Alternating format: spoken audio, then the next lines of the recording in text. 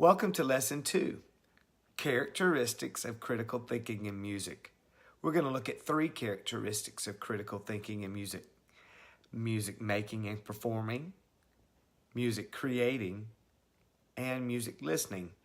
We'll talk about each one and how they appear in your music classroom.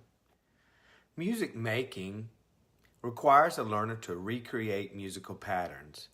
Some patterns are melodic, some patterns are rhythmic, sometimes they're performed separately, and sometimes they're performed together. Putting together those musical patterns encourages the music maker to select and assemble parts of the composition that create the whole musical work. The selection, creation, and performing of music are higher order processing skills in action from the music maker. Music making and performing can occur alone or with others. Performing with others engages the learner's ability to problem solve by performing in sync melodies and rhythms.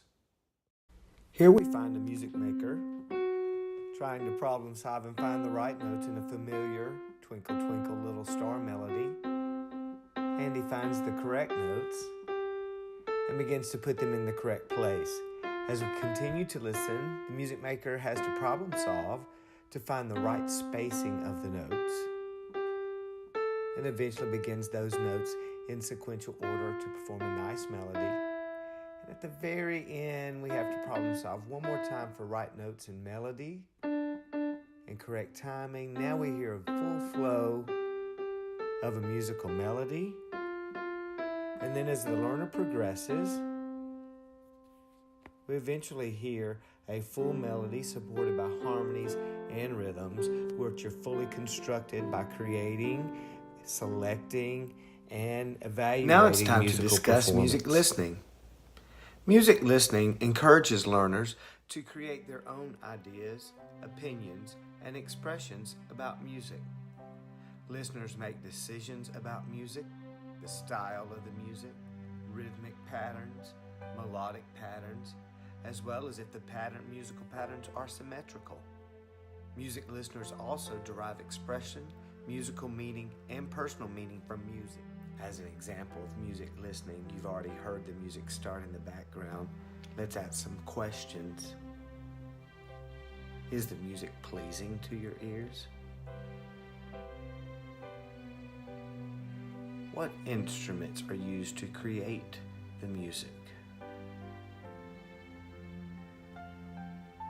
Does the speed of the music and the length of the sounds inspire feelings or emotions? This is just one example of how questions can be used in music listening to help learners draw conclusions. Now let's talk about music creating. Music creating happens when music makers use their own imaginations to assemble musical ideas into a structured form. The selection of notes, rhythms, harmonies, and voices, as well as style, begin the higher order thinking process. Analysis of how those elements interact helps drive the musical creation. The music creator evaluates his selections through listening and practice. That brings refinement to the creation process. Musical creation has different levels of achievement and complexity based on how old or how much training each musical performer or creator has. Now let's take a look at a musical composition, something that's created by a musical composer.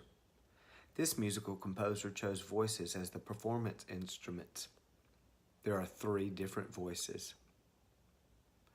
The selection of pitches must align to appropriate chords and harmonies to produce the desired sound by the creator. This process includes putting pitches into the program.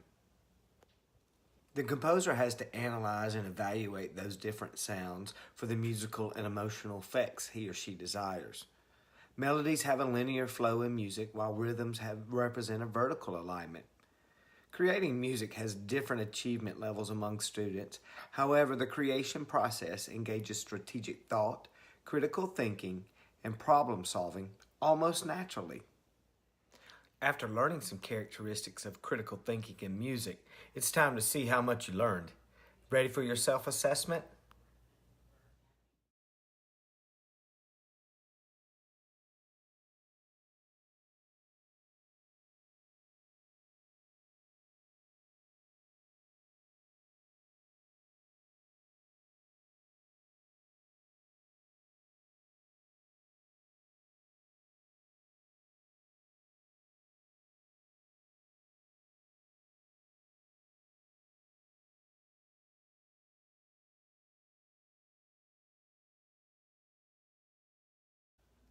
Congratulations on completing Lesson 2, Characteristics of Critical Thinking in Music.